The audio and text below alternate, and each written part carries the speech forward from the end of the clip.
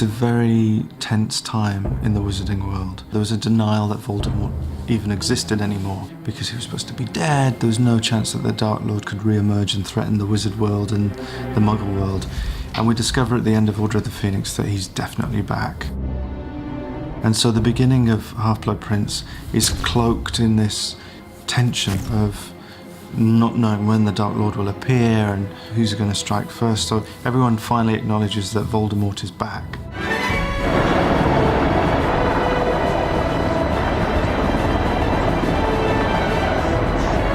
This is scene 3 of the movie, and it's to show that the Death Eaters are very much still around, and the first thing that they do is collapse this beautiful bridge. We wanted to find an iconic London landmark that we could really make very bad things happen to, and the Death Eaters attacking the Millennium Bridge seemed to be something that could become an iconic moment.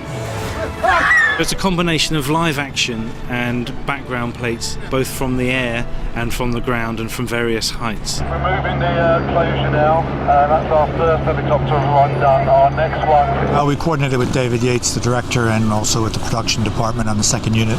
He says what he wants, and then we try to achieve that. And we coordinate very closely with the visual effects department. It's very political, flying low in the center of a big city. And there's a lot of worry about safety, of course, and also nuisance to the public. So we absolutely minimize the amount of time we're down at low altitude. So we're using a Eurocopter twin scroll helicopter. That's a safety issue, really. We want an extra engine to protect us, give us better performance, and also to protect us in case something fails. And we're using a Westcam gyro-stabilized camera system with a Mitchell camera and a long 10:1 zoom lens to be able to get closer to the bridge. Got it. Okay, we've got it. And we transmit the signal of what we're filming by microwave to the ground, so the second unit director and the visual effects people can see instantaneously what we're doing. And they explain what we want, we explain what our limitations are, and we come to a solution that keeps it safe.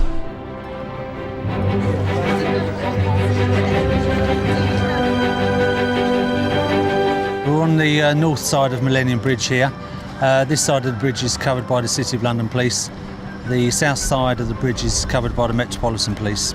And we're two distinct forces, police forces, and we've just been asked to come down here and assist with crowd control as necessary, and to help with closing the bridge when the filming's taking place.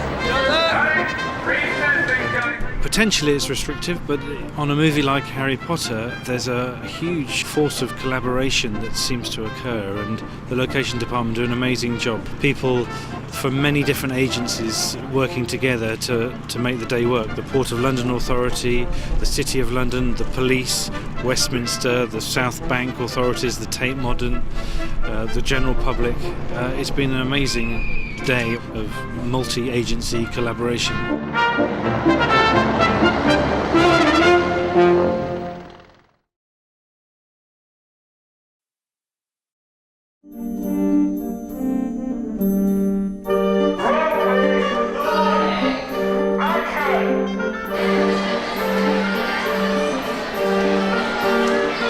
In this sixth film, we went to a variety of locations, in part because David was very big on authenticity and reality, and also in part connecting with today.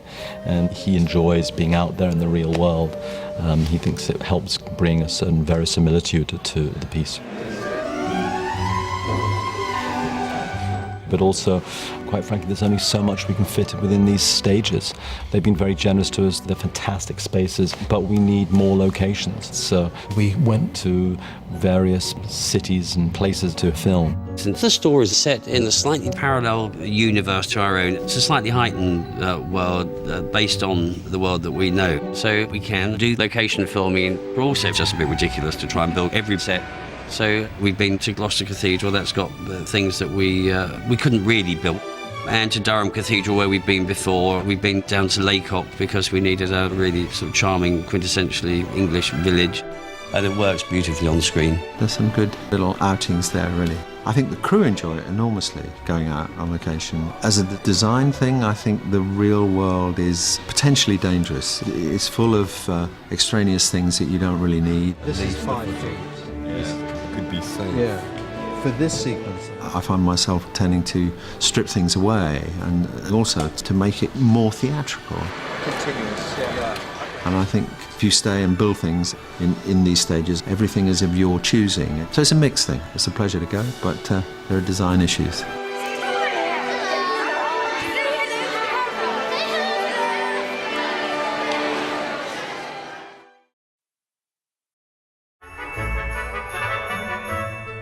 I think Joe Rowling recognises that everybody in a certain degree is fallible, and the thing for anybody is to try and lead a good life.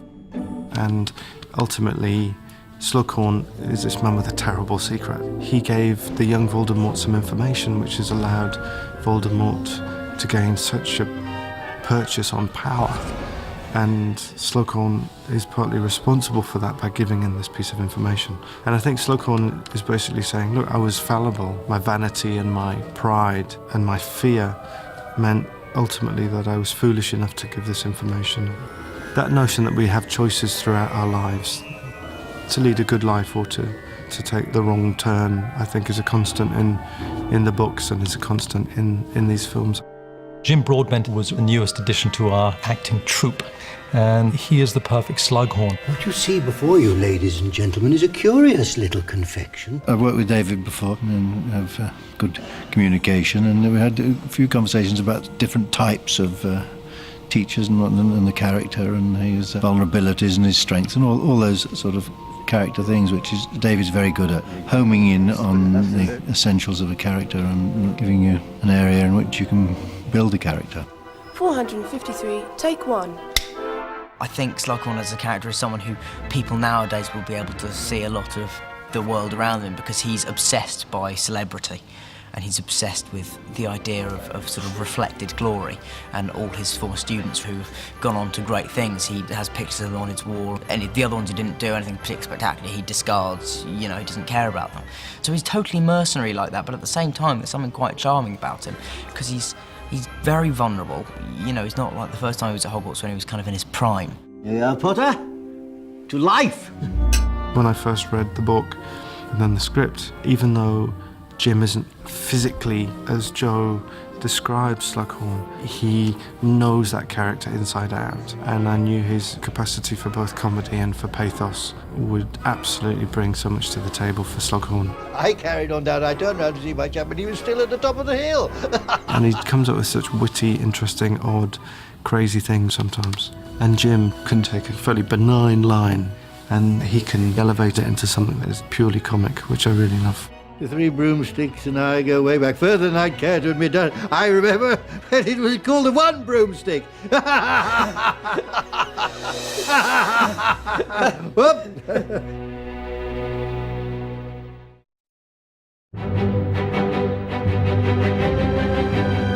One of the big themes is friendship and the boundaries of friendship, and what you get from your friends, and how your relationships with your friends evolve and change over time, and how friendship is often as special as any other kind of relationship. The key thing obviously is it's about growing up and discovering the world and discovering the boundaries of the world and the limits of the world and the way the world can become quite complex, and that's continued even more in this story.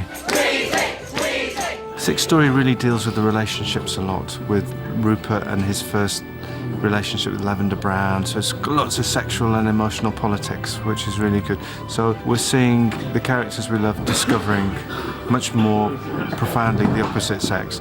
Apparently it's his lucky day. The romance and everything that is in the film is very, very strong. It does set the tone as being sort of more mature from the word go, I think, this time around.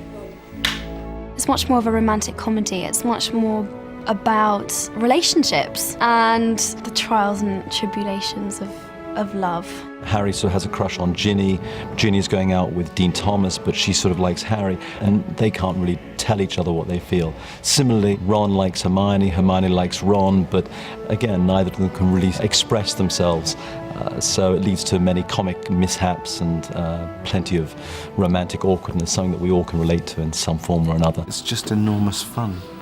And actually it has the best of what the books have, I think, in the sense that it's great fun 1 minute, incredibly intense the next, and very moving the moment after that. It has all these gear changes. It's a film filled with humanity, compassion, great relationships, and also some great sort of scary and exciting scenes.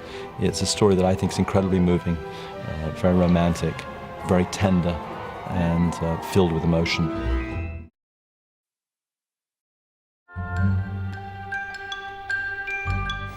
And action. Both cameras on at a time. Roll camera. And then everyone goes, it's going to get a big blast of something going up, unassuming. And I think these films, with the amount of visual effects and the length of the shooting schedule, complexity of the stories, they're huge, huge things for a director. Most of them get to the end and think, oh, that was brilliant, but now I need a rest. And David Yates got to the end and thought, that was great, I'd love to have another go. Okay, let's check the gate, guys. All right, good. Check it a gate, check it a gate. I loved working with David on the fifth film. Was just the best experience I've had on any of the films. So the fact that he came back for the sixth film is remarkable.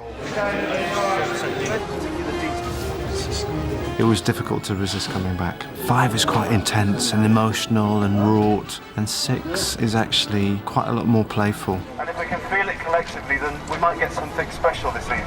So you have to all start tuning in and making it quite real. I had so much fun making The Order of the Phoenix. Such a lovely bunch of people, not just the producers and the studio, but Dan, Rupert, Emma. Just show me that look. And he's still got the same energy, the same vibrancy, and he's just a joy to work with. Every time I get on set, I look forward to seeing him, because he's got a genuine enthusiasm about him, which is really great. There was a real family atmosphere making these films, and also I just felt I had more business to do here. And so what we're going to do is we're going to film it like a documentary. Collapsing. It was an interesting feeling, because book 5 leading to book 6, there are all sorts of links through. I just felt I hadn't quite done everything I wanted to, not just for me as a storyteller, but also with the actors. I wanted to see them play more comedy, because we didn't get that much of a chance at comedy in 5. 5 was all about the trials and tribulations of learning how complicated the world is. Whereas 6, I mean, it's got its intensities and its dark moments, but it's actually quite fun. And I really wanted the opportunity to work with them again and to have not just fun behind the cameras with them, but also fun on screen. And that's what 6 is offering. Having David back was great. I mean, he is a formidable director. The variety and depth of his talent is immeasurable. And what I love most is that the most important thing for him in all the films, besides telling a good story, is the humanity and is the characters. And I think he draws sides out of actors that I have never seen before. And that was really exciting. And I think you see things in Dan, Rupert and Emma, not to mention Michael and the others that we haven't seen in previous Harry Potter films. He's a great director, and I feel really thrilled that he's back. Yes! Yes! Bang on! It's John Medray.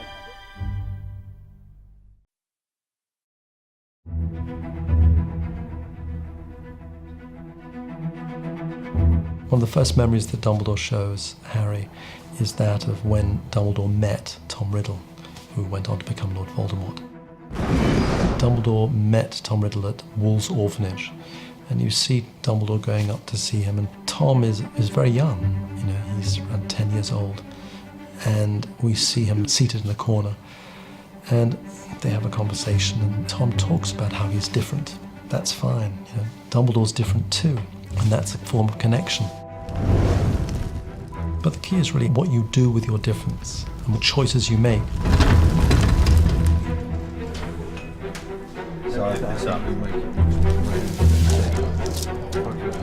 Before we build things, we do a bit of research, and there's usually something that we find that sparks an idea, that gives us a direction. And so for Wool's Orphanage, we found the most amazing building in Docklands, Liverpool, red brick Victorian building, which was really quite sort of brutal, but in an interesting kind of architectural way with classical allusions and so on. So this is based on that. In front of the building. The gateway here is a kind of echo of David Lean's Oliver Twist. Starts with the girl crossing the moor, pregnant Oliver's mother, and then going into the workhouse, in fact, and there's this creaky old metal sign. So this is a little bit of homage to David Lean up there. And the interior is this Victorian glazed tile because it had good, long-lasting cleaning properties. No detail, really, very simple. It's a very distinctive look and a good, oppressive, dark look, I think.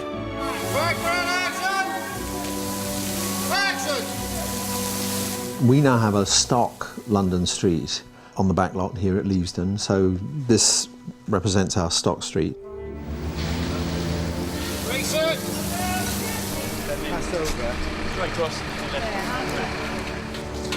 Well, actually we have half a permanent street. We have that side of the street, and we use that side, as modern films do, to create this side. It's visual effects, it's a digital set extension.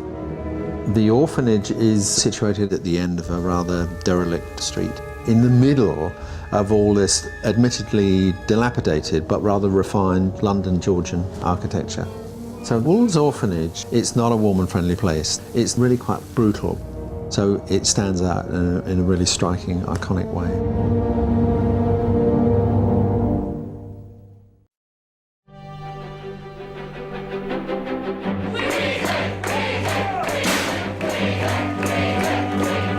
I was very much excited about Ron's scenes with Lavender because I took a fair bit of stick when I kissed Katie in the last film, so it was time for revenge this time round. Daniel Radcliffe was definitely there. His presence was known on the kissing scene day. I think he even came back when he wasn't on camera just to be there. I took days to calm down. I don't think Rupert had done a kissing scene, and that was entirely new territory for him. Well, he was actually quite lucky because when he did his scene, he was on his own. He was just him and Katie.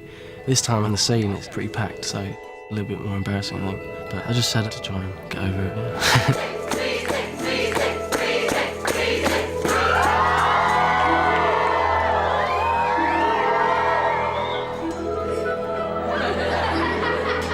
It was really nice to see Ron's first kind of experience of this girl and having a kiss. I wasn't really aware of the fact that there would be around 70 or 80 extras. But actually, I think that probably made it easier. It's just such a weird sort of thing. You've got everyone watching you and it just doesn't feel very sort of natural.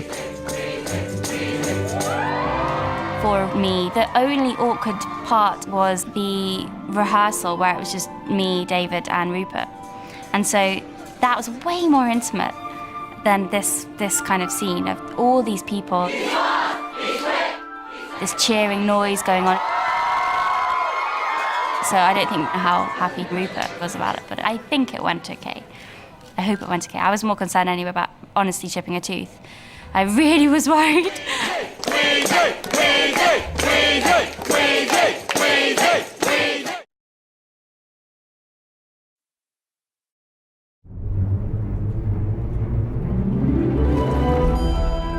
The Burrows has appeared before in Harry Potter 2, and it's this very eccentric house, and Arthur Weasley has built this huge extension, not laterally but vertically. The house is a tower with bits of old stained glass window, odd doors, the wood of all different sections, all different sizes, and it's highly sort of personal and homemade. And that tower looks great in a completely flat landscape in a marsh with this extraordinary noise of this long swishing reed, and for the arrival of the Death Eaters. Roll, please. In the second unit, we've spent 4 or 5 nights out on the back lot. Action! Chasing through these wonderful sort of maze of reeds. It is a beautiful, eerie sequence. And one thing David is very keen on is giving the reeds a characteristic, a dimension, a darkness of their own. And it's very, very scary, the sense of being lost in these reeds and just hearing the wind in the reeds and finding these characters all looking for each other, all lost, and realising that they're going to be attacked any moment. Harry? We have set the Burrows house on fire using a full-size set and on a model. We also set the ring of fire around the house, which is about 420 feet, so it's a long ring of fire in terms of getting it there and controllability. So it's been a bit of a learning process for all concerned.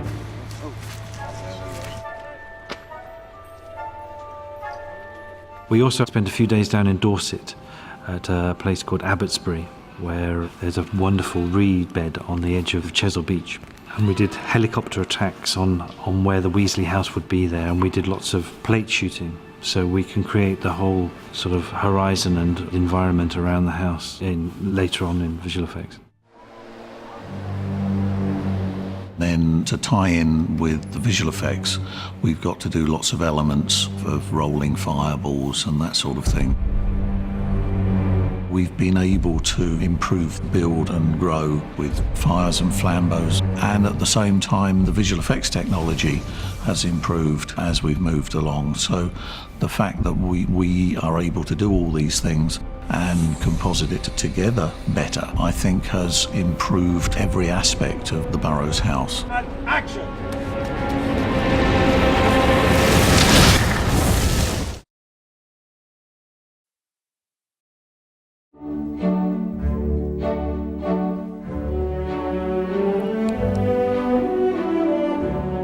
Cut. Straight away. Keep the red up. Straight away. One more. Yeah. It was actually the first scene I filmed, so I think that added to the kind of build-up of what it was to be like. But I think it's difficult to kind of prepare yourself because you'll never know what it's like until it's over. That was kind of odd, because when Katie Leung as Cho was cast, she was brought in and we were already aware she ultimately was the love interest. Whereas Bonnie, it was kind of odd because I've known Bonnie since she was about 10. So it's a bit weird doing all that, but it's fine. Let's roll, please. Victor 54, take 1. But I think the first time is always the worst, but after that it's just like any other scene that you're filming, so it was actually easier than I realised as it went on. 3 on the end. I think at first, when everyone comes in and have a look at the scene, you know, lighting or the crew, it's a bit embarrassing, but I think after a while, you just got to accept it and get on. The key is just connecting with them. Sure. I think people, they want to tease you, but then they don't really want to make you really more and more awkward about it. So I think people were quite relaxed. I think it's also something that's quite hard to bring up to someone, because you don't really want to make them more awkward than they probably already are. I think everyone's tried to be kind about it because it's embarrassing enough, or it's difficult enough as it is. Dan's known Bonnie for a long time, and then having to kind of kiss someone, it's quite a weird thing to have to do, so I think everyone's kind of tried to cut each other some slack and just kind of give everyone the space to kind of try and do a good job, I think. I was talking with other people about kind of all those different things, and eat loads of garlic and fish and different things, but I think that's really cruel, so I did not for that one.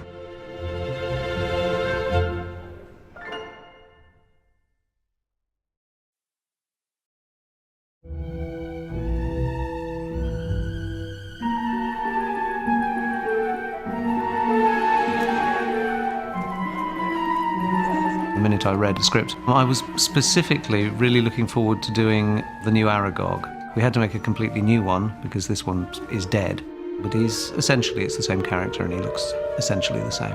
Although we've upgraded him a little. The aquatronic we built for Chamber of Secrets was a latex and polyfoam thing. You're Aragog, aren't you? Yes. I wanted him to have that same quality, and so we went with a solid polyurethane. It does produce a translucent quality, like a dead insect, whereby you can see an understructure through the surface.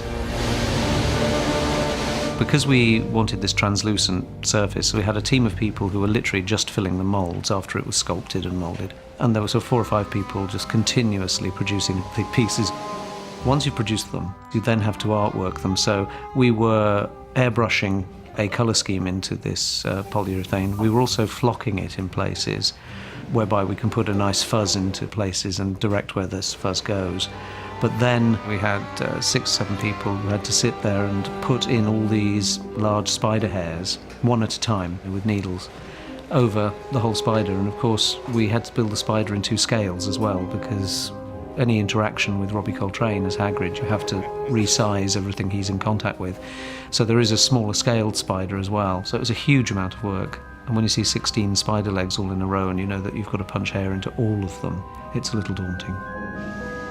We had a team of people just doing hair for weeks.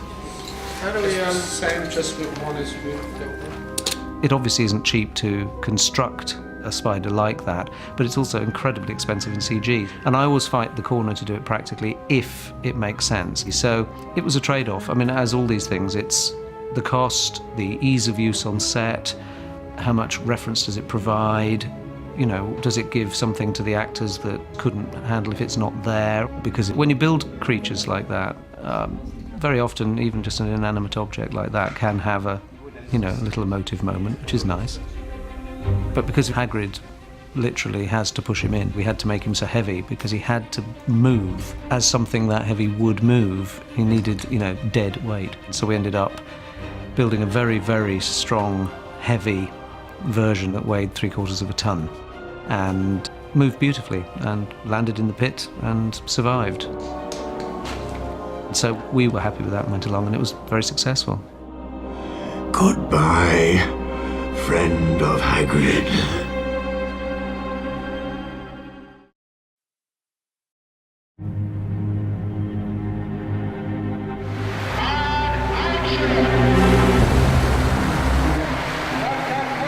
In every one of these, there's a big challenge. In this case, I think it's that underground cave where they find the Horcrux.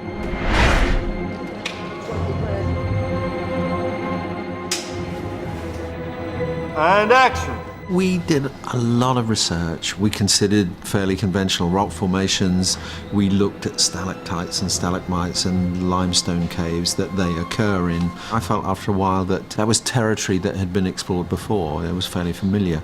So we explored the crystal cave idea and went to a quartz crystal cave in Switzerland, which was beautiful. Then we went to a salt crystal cave in Germany, outside Frankfurt. So that became the inspiration for our set, and we then produced various concept images with enlarging these crystals and different formations. And that seemed even more relevant somehow. I'd also remembered the Cliffs of Moher in the west of Ireland off County Clare. And although I hadn't been there on this film, kind of had the almost certain knowledge that that would prove to be the most spectacular place in these islands, that we could actually stage that scene, the entrance, where Dumbledore and Harry apparate to, that would give us the entrance to the cave. And this salt crystal interior somehow seemed to fit with the geology of the Cliffs of Moher. There's a danger in something that's completely fantasy, a completely fantasy world. The danger is that you kind of lose any reference to reality and the whole thing becomes so extraordinary and out of touch with anything real. So the challenge was with the interior cave was to have something that was credible. The next essential part of the concept is how big is this thing, and we decided it is absolutely enormous, you know, some 2,000 feet long. And so absolutely no possibility of building that physically. So it's a CG set, therefore, virtual set, designed in the computer. On Harry Potter 5, we had our first totally virtual set. So, you know, this was, with more confidence we approached this one.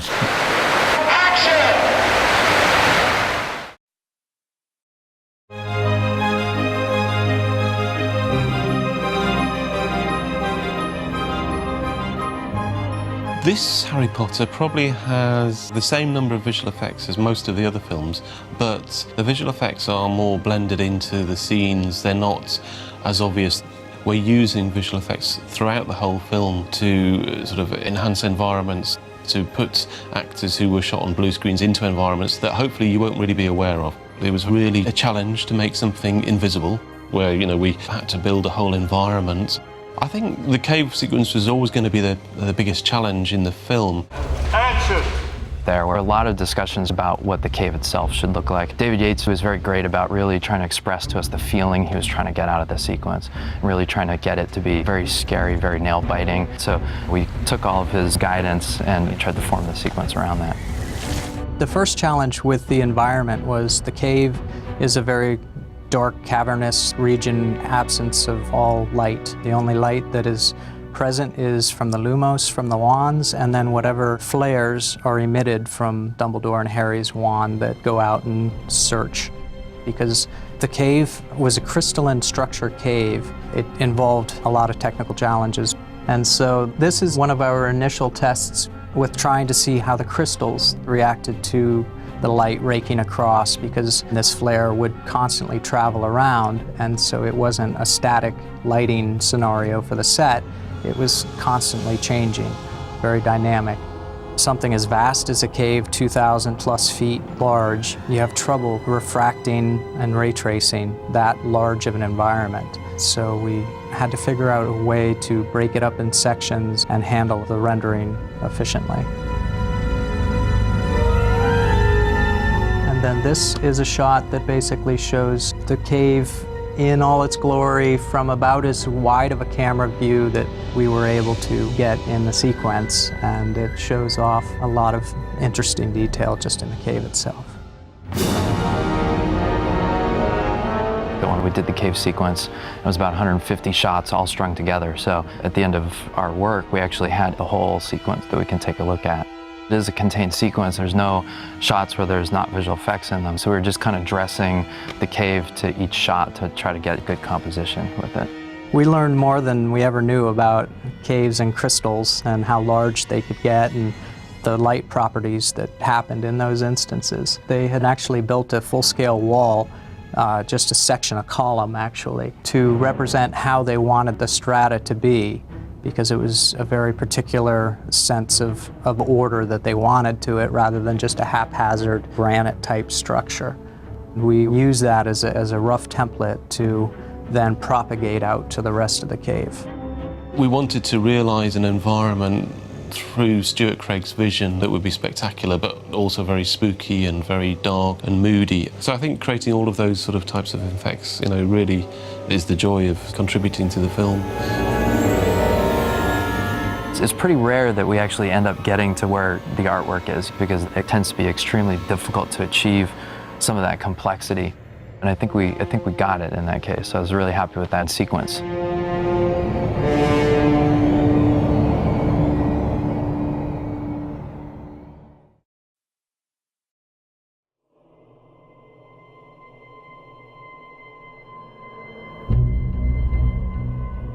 We have a creature called the Inferi in the sequence. They're sort of tortured souls that Lord Voldemort has stuck in the cave and has left there. And David Yates was very explicit about having them not feel like they're zombies. Actually, he wants you to feel actually bad for them. And what they're trying to do is sort of draw Harry in. And during the sequence, Harry actually gets pulled in underwater, and the Inferi grabs him and starts sort of drowning him and dragging him down. That whole moment of him going into the water and getting pulled down is more of like an embrace rather than trying to, you know, attack him or eat him or something like that.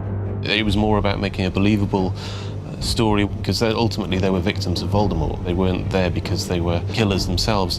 So all of the visual effects people involved were careful that they were not making a sort of gory type horror film. The design itself is difficult that way because they do look very emaciated and very skinny. They're basically skeletal creatures, so the action and the animation tells the story that these aren't zombies. The design started in London, and they started sending us lots of reference photos, some artists that had done some interesting sculptures.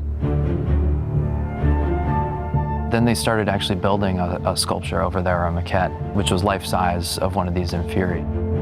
They got to a certain point in that sculpt, sent us pictures of that, and then we additionally did some artwork along with that to start defining things like hands, various heads, different hairstyles, because there's so many of them.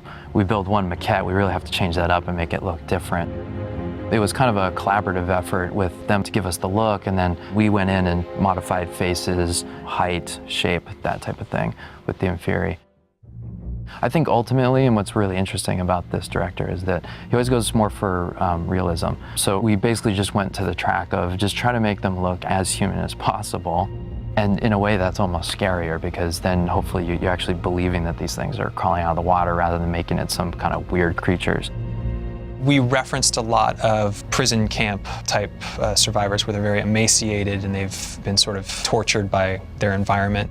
It was some difficult reference to look at, but it definitely served in creating a look for these characters as well as sort of being ominous. They needed to not just be intimidating or scary, but they also needed to be kind of sympathetic and tragic. In the movie itself, the inferi are fully computer generated, but they're based upon actions and the facial reference capture that they did in London, as well as our motion capture here. For their actual acting or action, they hired some actors, and the director had these actors go through various poses, maneuvers, and just expressions. Once we had that, we then additionally here at ILM did a bunch of motion capture because our animators actually wanted to control all of those rather than going for a crowd pipeline. So our animators went down to our motion capture stage and actually did a bunch of acting, and then we brought those in and put them onto the inferi. For me and for the team, it was the most complex work that they've given us, and I kind of feel like they really entrusted us with a nice sequence, you know, pretty major to the book, and we loved it. We loved working on it.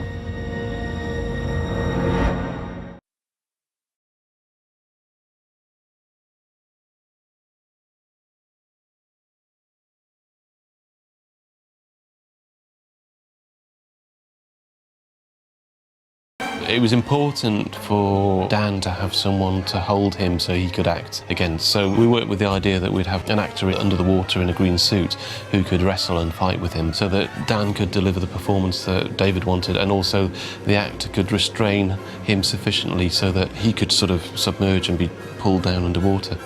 We've replaced the actor holding Dan with a CG female inferi specifically designed for this task. And we used a lot of facial reference that we shot ourselves, which we had David Yates direct, so that we could capture a performance of the actor who was going to play this particular inferi and then map that performance onto the CG inferi's face so that we had exactly the right expression that the director wanted. On the fourth film, there's a very big underwater scene where Harry had to do a lot of underwater swimming, so that was a very good experience. And the tank that was built for that scene, we reused again. There's a technical aspect to shooting things, so they worked in underwater environments. In this instance, we maintained the idea of using a lot of interactive light to motivate a lot of the effects that we use later. So, for instance, when the firestorm happens above the water, we used interactive light under the water so that you felt that there was an orange glow on Harry's face whilst he was actually escaping from the inferi. That's something that we were using above water as well as underwater, but the actual look of the environment underwater we very much developed in the computer. We developed the depth that you could see, the cave walls, and the fact that all of this environment was made of bodies, basically. A concept that we developed and sort of really brought to life in the actual computer itself.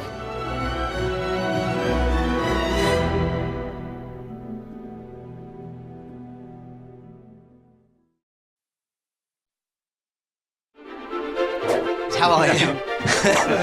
Okay, here we go. Go! Yes. Look on your hand. Cool, cheers, man. Thank you. It's a lot of fun. Yes!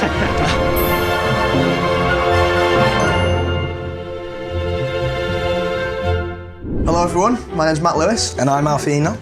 And here we are in the room we spend most of our time when we're not busy shooting on a set of Harry Potter. Yeah, that's right. We've been hanging about in this room for about 10 years. And in that time, some of us have got to discussing what we'd like to do on a film production if we weren't actors. And this year, some of us have been very lucky to actually get behind the camera and find out exactly what goes on in these other departments. And we thought you'd like to come with us. That's right. As Dan's always found editing interesting, he got a chance to spend time with Mark Day, who was the editor for this film and The Order of the Phoenix. Get out of town. No, it's true. No, actually, get out of town. No, leave. No, unfortunately, we need him. Hello there. How are you, Mark? I'm good. How are you? Good. Yes, very, very well, thank you. Good to see you. And thank you for letting me come up here today as well. This is great. It's very exciting for me, actually. Okay, so Mark, what have you been working on today? Today, I've been working on the library scene, where you talk to Hermione about who you're going to go to the party with. Now, I do seem to remember in that scene, when Hermione hits me, there was one take when it was very hard. Yeah. Have you got that? I'd quite like to see that. Because you probably haven't seen that. No, I was concussed, of course. Okay. But I am closing one. Kidding, okay, sorry. That really did hurt quite a lot. I'll ask someone I like. You're laughing because you hit me so hard, aren't you? Okay. You really can hear the crunch of paper on bone, can't you? So I couldn't use that one because obviously I cracked up. Fly me. Ooh, maybe she doesn't know her own strength. Oh, Dan does now.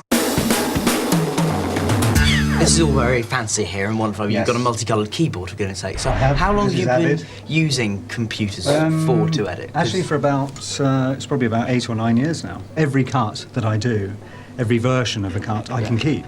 So I can always go back to an old cut. how do you choose when to cut away from someone? I mean, Yeah, it's just instinct. You can't really teach someone that. You just look at a scene and you just think about it. You have to kind of feel as though you're the person in the scene, and then kind of think, when would I actually want to see the other person for that particular line? Because that's the thing, in my head, if I was editing a scene, it would just be when one person's talking, you have the camera on. Yeah. And that's incredibly dull to watch. Exactly, It's but, really but that's boring. how, you know, it evolves, basically. You kind of start off, maybe you start off like that. When I first start a scene, I usually overcut it. And then I'll look at it again. I'll go back and I'll look at it When you say from the overcut beginning. it, what Well, do you I'll mean? use too many shots because the director will cover a scene multiple angles, as you well know. So then I start paring it down and kind of extending shots. How different is it to cut a massive action scene, say like the fight between Dumbledore and Voldemort at the end of the 5th film, and a scene like this where you've got 3 or 4 shots in total? Sometimes it's actually more complicated because action scenes are really quick. It's just a few frames here, a few frames there, and you just have to keep cutting. And whereas on a dialogue scene, you have to get the nuance of the scene, and that's the tricky thing sometimes. You know where to go on you for a particular line, or not to be on you for a particular line. You know, but editing is very subjective, and so what you may think is a good cut, I may not. How many times would you see this film? Oh man. It's many, many, many times. And that's also quite difficult because you actually have to kind of keep a clear head and look at it from an outsider's point of view as if you're seeing it for the first time, which is quite tricky sometimes because I've seen it 300 times. At what point would you declare a film was finished? What is the last person to... Well, we go through various processes where we show the producers, obviously, and they all have their say. You know, so everyone has ideas, obviously, about filmmaking, and that's why it's so interesting being an editor, because you're involved with the whole process of where it evolves over the months and months that you're working on a film of this scale. Thank you very, very much indeed, Mark. Well, thank you. Nice to see you. Hey, I shall now go and shoot some more material for you. All right, thank you. How about watching the film 300 times? It almost rivals some of our biggest fans. Well, you were really lucky, weren't you? You got to go around with Tom and Ollie and check out some of the really cool special effects that they do around the set. Yeah, that was actually so much fun. I'm really looking forward to watching this. Hi guys, my name's Matt Lewis. I play Neville Longbottom. Hi, I'm Oliver. I'm one of the better half of the Weasley twins. My name is Tom Felton and I play Draco Malfoy. We're here with Mark from the Special Effects Department at Harry Potter, and we're going to be learning about all sorts of things, particularly these cauldrons in front of me. What happens here? Oh, okay. Right, how does that work then? Try that. With this? Yes. Okay, you ready? Okay. Ah, it's as simple as that. It is. That's very cool. Just press the red button. But there's got, Well, what we've got is, we've got a bottle of gas and we've got a electrically operated solenoid gas valve, which is what we're doing. So it's just simply opening and closing a valve. And then we've got a little tiny piece of firelighter, which is just going and that's just sat in there, to is ignite it? the gas as it comes up. And it comes... Yeah, very simple. The illusion. Yeah. What about the knitting needles there? Okay. So I'm sure that one now would be interesting. It took about 2.5 months to make this, get all the movement, and it does work accurately. It actually knits when you want it No, to. it won't. Well, actually It pretends to knit. knit. Sure. But it's very. But you could. I think you could get it from this. Oh, really? Okay, wow. But it would take a bit more time than the film cycle. Yeah.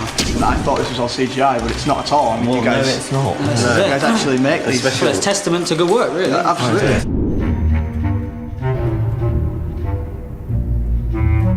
Pocket down, you've been painting more than galleons, my friend. We've got eyes in the back of our heads. Last week we were filming in the Weasley shop, the Weasley Wizards Weasley shop, and there's quite a few good things now. There's this. So if you open it, Please, enlighten me. What's that? Whoa! I like it. Oh, cool, yeah. It's air operated, so we can put the arrows up your arm. That looks like a great bit of fun. Yeah. Can I possibly have a quick go? I'm sure you can. Yeah. Bosh! That was millimetres away. I did notice a lovely notebook here. I was hoping you could talk me through it. I believe this is Rita Skeeter's. It is. Lovely. I'll show you how it works. Fantastic. Yeah, I'd love to. The magnets. There's a little magnet on the end of the pen. Okay, so you just sort of connect that in. Connect it into there. Yeah, sure. Hold that. Yeah, can do. And you can puppet that. Okay. So Have you a go. push that forward, and it goes along. Wow. And then it. He's going back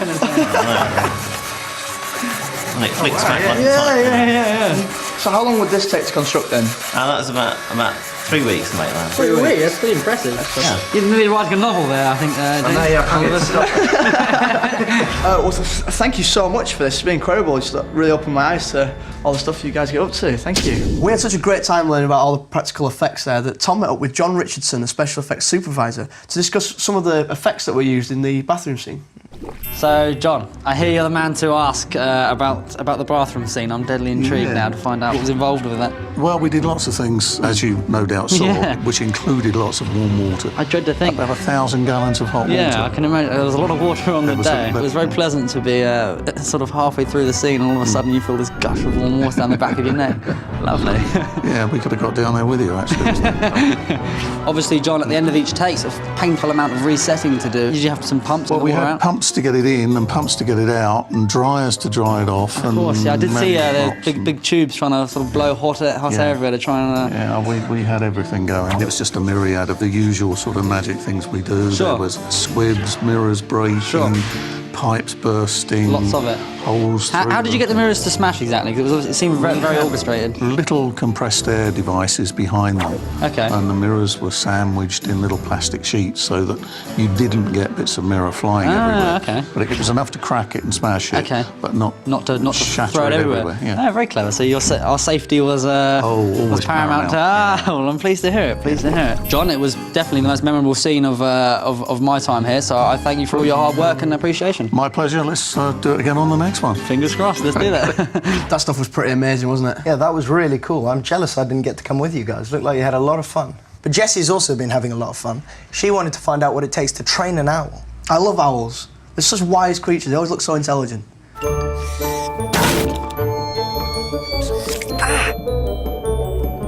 Hi, I'm Jessie Cave. I play Lavender Brown. And I've been given the chance to fly an owl today, or learn to fly an owl, or try to fly an owl. This is Guillaume. And you're an owl expert, aren't you? Yes, I am owl trainer. An owl trainer. How many animals are there? For the owls, we have 27 owls. Headway. There we go. How long have you been training owls? And how long do they generally have to be trained for? I'm training owls, birds for over 12 years now. 12? Wow. Yeah, and just for the base, like a bird come to you and make him stay somewhere, you need between 1 month and 3 months. Okay. And after, when you train to retrieve things, because owls are not the cleverest animals on the world. No. Are they stupid? Whoa, did she just ask if they were stupid? Let's replay that, please. Are they stupid? I'm not going to say they're stupid, they're not very clever. And so that take a longer time, and that can take between 6 months and 2 years for a bird to learn properly how to pick up a letter and fly with. That's a long time, isn't it? Yeah. Wow. It's a big job. Yeah. What about the wise old owl? Matt, I hate to disappoint you, but owls only look clever. I give it. She's going. Come on, you. Okay. The wind make her fly. Yeah. Okay. Oh, it's very pretty. I'd like to know more about Hootie. All the actors obviously have doubles. Yes. Which is quite disconcerting. Does, say, Hedwig have a double? Yes. Really? When we shoot for one animal on a movie, we have minimum 3 animals behind. Wow. Because sometimes they can be sick, not feeling very well. Sometimes, if we shoot too long time, the animal can be tired. So how many hours can Hootie work for before it has to go home? They can do like 10 flies. Should we get Hootie back over here? Can he come back? No problem. Put Oh. Wow. Well, thank you very much for telling me all about Hootie. He's been a bit of a hoot. Despite how wise Matt may think owls are, I hear they don't make very good pets, so none of you get any funny ideas and ask your parents to buy you a pet owl for your birthday. Anyway, moving on, from flying owls to a flying Rupert. Oh. How'd you like that segue? Yeah, that's impressive. Yeah, I like what you did there. That's good, wasn't it? Yeah. Hi, I'm Rupert Grint, and this are the stunts. Hi, Nick, Rupert. Welcome to the stunt department. Yeah, cool. Can you remember what we did in the past when we've been on the trampoline and you've done a little bit of bouncing? We're going to do the same again today, but we're going to put you in a harness, okay? And what that effective does, it gives you more lift, and you can hold your position longer. Cool, yeah, that sounds good. Are you happy with that, yeah? Yeah, let's do it. Now, in order to prevent very serious injury, first Rupert will have to warm up with the stuntmen. Warm up? Can't wait to see this. I've jumped! Oh, look at that hopping. What grace. Balance. Put your hands through if you can. That's incredible. I can do that. I know for a fact I can't do that.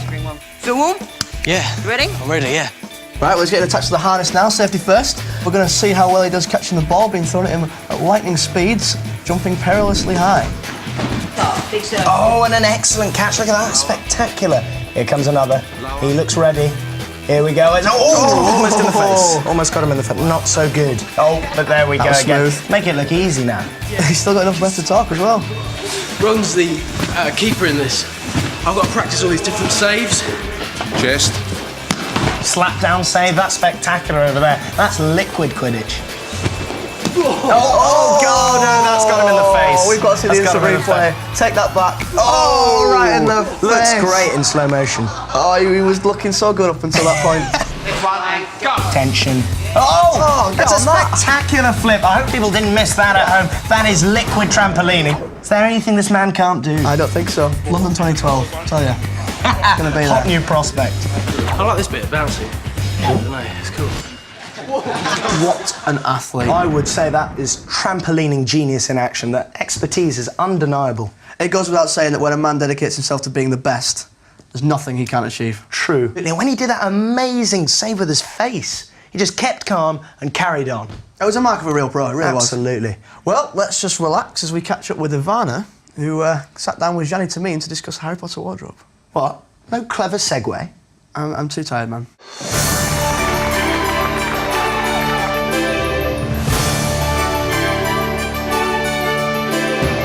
Gianni, she's a costume designer. Can you describe what your day is like in costume? I read the script and then I try to think about it and I try to design a costume for every character who is written in the script and the crowd as well. Even the extras and everyone? Everybody. Everybody has to wear something that we have been thinking about before. Yeah. Because they have to fit in the world of Harry Potter. Yeah. And they have to make a little ensemble who give the magie to the film. When you meet the actors, do you ever change it? Yes, I do. Because you can conceive something, but then when you see it on somebody or when you see the personality of somebody, then of course you have to adapt it to their personality. Like when I met you, I knew that you were going to bring to the costume so much more because first you had your own ideas about what you wanted to wear, and also because your physical character, your long blonde hair, your tiny size, it was something that we could adapt to the costume to make it even more beautiful or more convincing. Yeah. Do you have a favorite costume to design? Well, I really think that your character is a very interesting character because you are sort of, I'm not saying you are mad, but you are full of fantasy, and that's always nice to do. Fun, yeah. And this year we had your Christmas dress was going to look like a Christmas tree, and it was wonderful to design, and also because you enjoyed that dress very much. It was quite a challenge to make a dress which was that mad and at the same time that pretty. Because you do look very pretty in it. And when we made that dress, we were thinking about all the jewelry that you will wear with it. And then you decided to tell me about it, because that's such a lovely story. Everyone thinks it's a reindeer, though, so you can call it whatever, but it's actually her hair for her Patronus. Was it difficult to make? Because you made also last year for us your radishes. So you make your little radishes. And they were so much more beautiful than ours, so we kept yours, and you make your ring as well. Yeah. But it's just how long it takes you to make that? Maybe about 45 minutes. The thing is, you don't have to get it perfect because it's Luna. You know, she's random, she's arty, and she doesn't want it to be. So you want to tell me that if it was not for Luna, you will have made it better than that? Perhaps. I don't believe you, because I think it's so perfectly made. It's lovely. And also what's nice is that in the construction where we put it, you have the feeling that he's running, that he's jumping. Yeah, but and that's you had really this nice. idea with the ribbon. I thought Yes, let me see it on your wrist. Oh, look at that. Look at that. He's moving. Whoop, he's jumping. It's fantastic. Yeah. I think you did such a great job with that. I was very proud of you. Thanks. And thanks for talking to me, Johnny, and explaining all about the costume. And Yeah, it was a pleasure. Okay. And next year we're going to have even more beautiful costume for you. Yeah. Wow, well, Yvonne is certainly pretty handy with those beads. Yes, Alfie, they are little pieces of art. And speaking of art, let's see what Bonnie's been doing, because she spent some time in the art department. Ah, brilliant. Hi, I'm Bonnie Wright and I play Ginny Weasley, and besides acting, one of my favourite passions is art, so I'm here in the art department to show you around kind of all the different things that they've been making. All of these props are from the Weasley Wizarding Wheezes. In the graphics department, they've kind of designed all specific product names that they've been coming up with for like the whole film. One of my favourite ones is all the love potions. This one's called Twilight Moonbeams. They've all got really weird, mad names that we're looking on set. I spent a lot of time, about a week in the art department. Some of the things that I was doing was help decorate the Weasley house, which was quite fun to do, as kind of it's meant to be all homemade, and I was actually making it. It was quite weird. When we were in the scene, I was looking around, I was like, oh, I did that.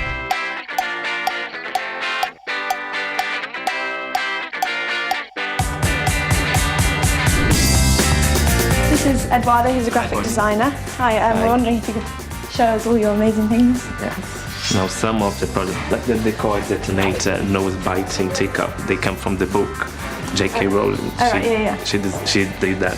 But the majority of the products this year we have to come up ourselves. Did you spend a long time thinking of all different names? Yes, but like more than 300 names. Oh my god. And we have to clear every single name before we do the design.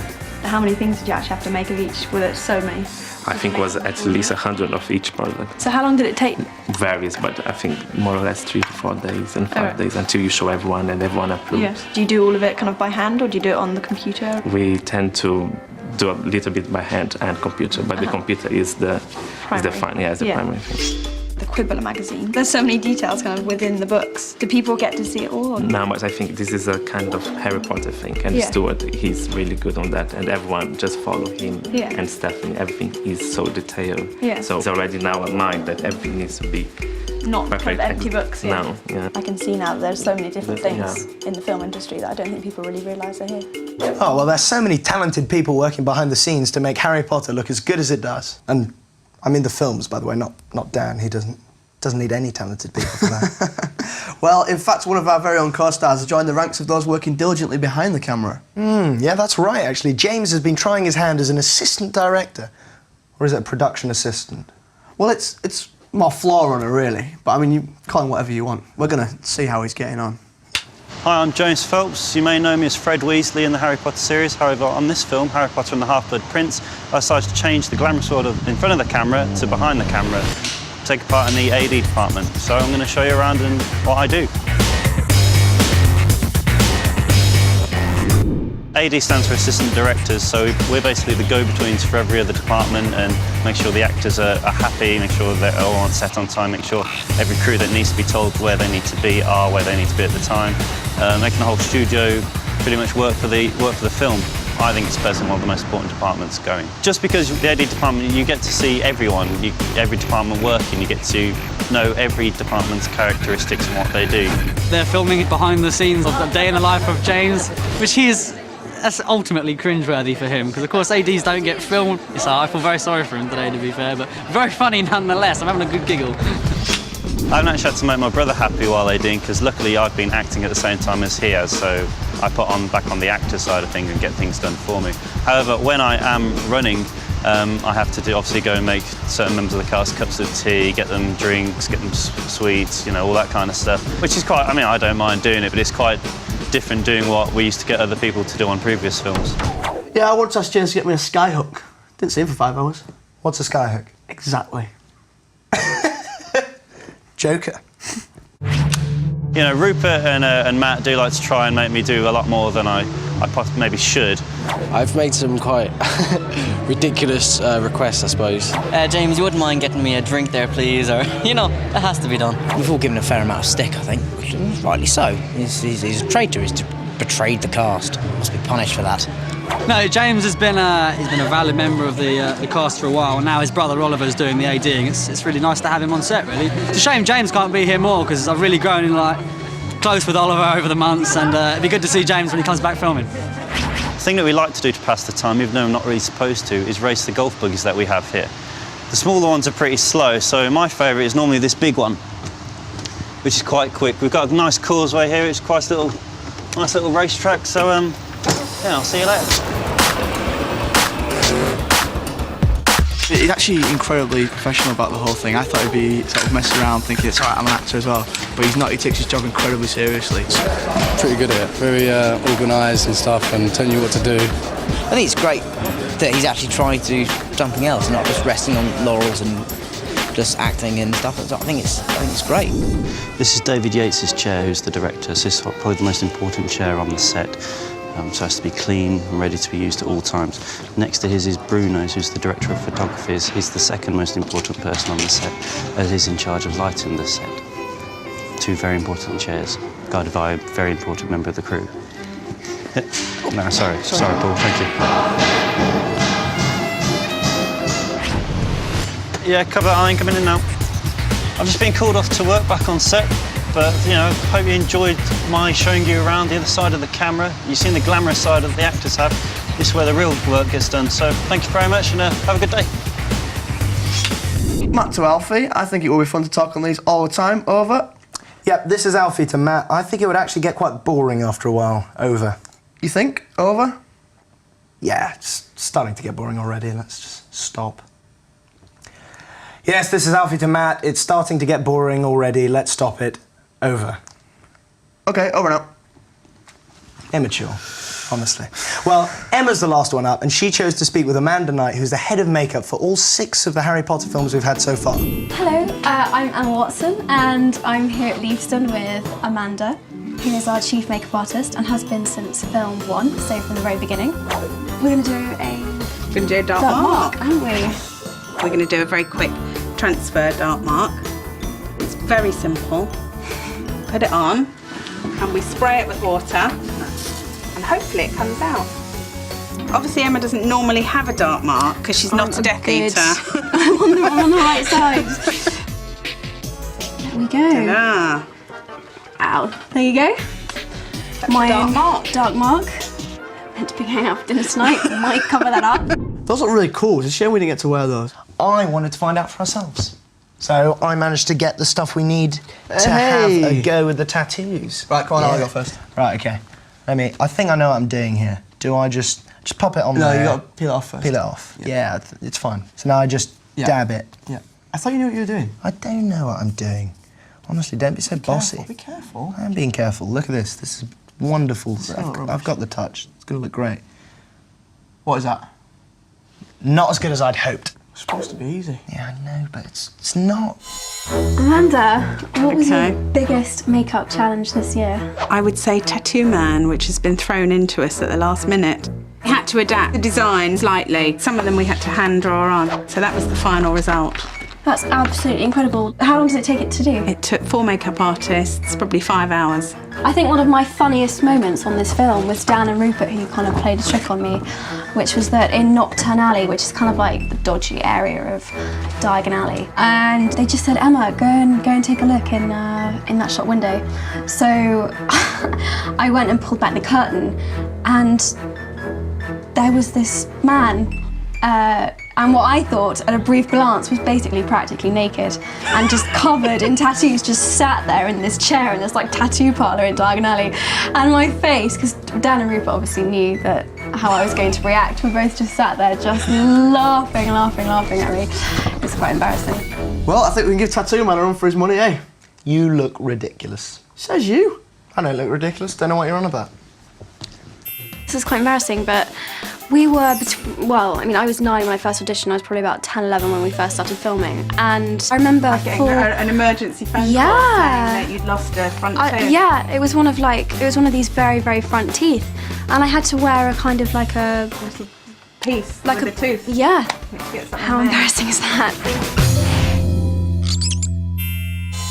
This was something that Amanda made me for my 18th birthday. And very sweetly, she got everyone to write me a little message. But what's really interesting is what's on the other side, which is the continuity photographs from the very, very first film. So this is what we all used to look like, and it's absolutely hysterical if you just look like, if I look at my hair, look how pale, and Bonnie, and Tom, Jamie, Josh. This is how I first remember you, coming in for your screen tests. So weird. And Rupert. Very strange. And Dan, look at them all. I think it's Rupert and Matt who've changed the most. Yes. That's so embarrassing. My eyes aren't even open in that picture. What are you talking about? The picture Emma just showed, my eyes are closed. But we're meant to be saying our goodbyes now. I don't think it matters. Just say goodbye to the people. Yeah, but I'm always going to be remembered now as the bloke who had his eyes closed on Emma's birthday card. It doesn't really matter. I'm sure you'll get over it, yeah? Plus, nobody would have noticed if you hadn't pointed it out just now. Oh, great. Honestly, come on, let's say goodbye, yeah? Bye. Bye. You can do better than that. That was flat. Come on, get some energy. Do you need a moment? Okay, no, it's fine. Let's do it. Sorry. Bye. Bye. Much better. Thanks.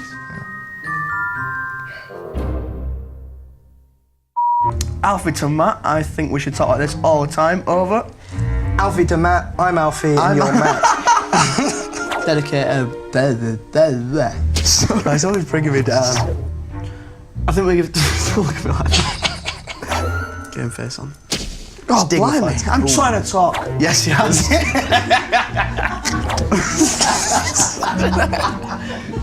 Was that a bit of a... Sorry. That was so good. I just stumbled on the word. This has got to stop. In a world of impossible obstacles and insurmountable odds, our cast faces their biggest challenge yet. To see if they can remember their character's storyline from the last 6 films. They thought it would be easy, but then they heard it had to be done in 60 seconds. Let the challenge begin!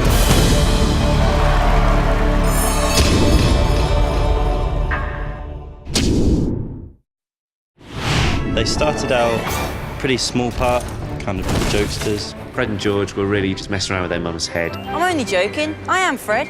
Second film was much the same, and they played a lot of Quidditch and had a good time with it, I think. And we also saw them at home with the Weasley family.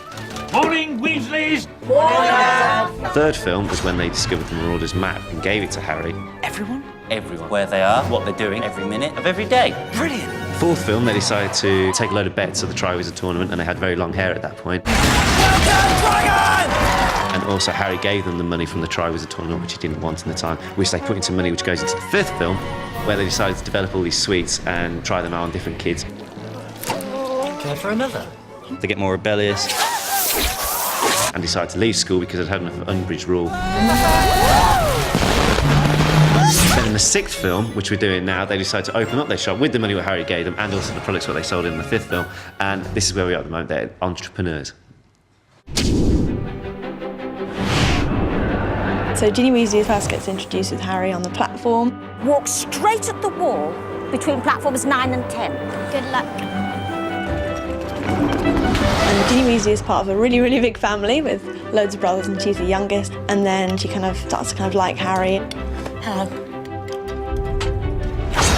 That dies down, and then she gets taken over by Lord Voldemort in the Chamber of Secrets. Oh, Ginny, please don't be dead. Wake up! Wake up! She won't wake. As poor Ginny grows weaker, I grow stronger. And then she goes in Dumbledore's army. Producto! And then she goes to the Ministry of Magic. Producto! And now here she is with kind of becoming Harry Potter's love interest. Harry thinks he's a normal boy, but he's not. He's a wizard. He's always had these magical powers, and he thought, but he didn't know what they were. He just thought he was a bit freaky. And then one day, a massive bloke called Hagrid arrived and said, hey. You're a wizard, Harry, and a thumping good I'd wager. And it all started from there, and he left his horrible family from before and went into the magical world, which he thought was going to be brilliant, and it was for a while, and he seemed to take to it very, very well. And he's very, very good at it. Gryffindor! Meets Ron and Hermione, and they're his best friends, and they're great. And meets Dumbledore and Sirius. Then it turned a bit nasty when he realised there was a bloke out to kill him, called Voldemort. Stop. And so then he sets out on a journey to try and kill Voldemort, and it sort of goes on from there. People die, there's lots of bloodshed and gore, but there's all sorts of happy things and laughs. I love it, a bit of teenage romance and puberty and hormones, and it's just generally brilliant. Ron on the train on the way to Hogwarts, he meets Harry. I'm Ron, by the way. Ron Weasley. I'm Harry Potter. It's where their sort of friendship sort of starts, and then he has a little bit of a clash with Hermione in the first one. Second film, he rescues Harry from his house at Dursley's in the flying car. That film, they sort of become closer friends. It's not much. I think it's brilliant. And then the third film, Scabbers find out that he is. The fourth one, Ron, he's a little bit confused with sort of. For a girl, it's just sad. I won't be going alone because, believe it or not, someone's asked me. And he goes. Fifth one, it's sort of all about Dumbledore's army, and they all sort of have this big battle at the end. And this one, Ron's sort of a bit cocky. He's got a girlfriend. He's on the Quidditch team, and yeah, that's it. Did it? Yeah. We start with Draco. He's a very evil and jealous child of Harry and all the limelight he's getting. Saint Potter. And people actually think that he's the heir of Slytherin? He just gets more jealous as the years go on and slightly more childish. Dementor! Draco has a very painful father who put him through a lot in his childhood. Don't boast, Draco. There's no need with these people. Slowly he gets to the fifth, sixth film and he realises that he wants a piece of the action, so he tries to be the Harry Potter of the dark side, if you will. Don't you understand? I have to do this. He fails miserably and then he's ashamed for what he's done, so we shall see what's yet to happen for the character. Hermione Granger, Oculus Reparo. born to dentist parents, quite strict, kind of brought up quite well, very academic, kind of nerdy, kind of geeky, doesn't really fit in. Then eventually they accept her and she becomes friends with Harry and Ron, and she helps Harry through all the devil's snare and she comes up with the right answer, and she's just really clever, and so she's great. Ace team member, she keeps it cool when it's stressful. She gets petrified, she gets like frozen by the basilisk. Then third film, she punches Malfoy, she's really like girl powery. That felt good. She's got the time turner, she can go back and forward in time. That's really cool. She really loves Buckbeak, she really saves the day. Fourth one, Victor Crumb, he comes very kind of handsome, Bulgarian bonbon. She wears a pretty dress, that's meant to be like her big moment. Ron ruins her night, and really that she wishes that he'd asked her, but he doesn't get that, so he just ruins the whole thing for her anyway. She cries on the steps, it's really tragic. Next one, she starts up Dumbledore's army and she encourages Harry to stop being such an angry teenage boy and do something with his life. Expelliarmus! And make things better for everyone else. This one, she really is starting to like Ron at this point and thinks that something's going to happen with them, and he breaks her heart by going and snogging this really annoying, giggly, stupid girl who likes pink called Lavender. She's pretending that she doesn't care when she really does, and that's really bad, and that's about it. Is that okay?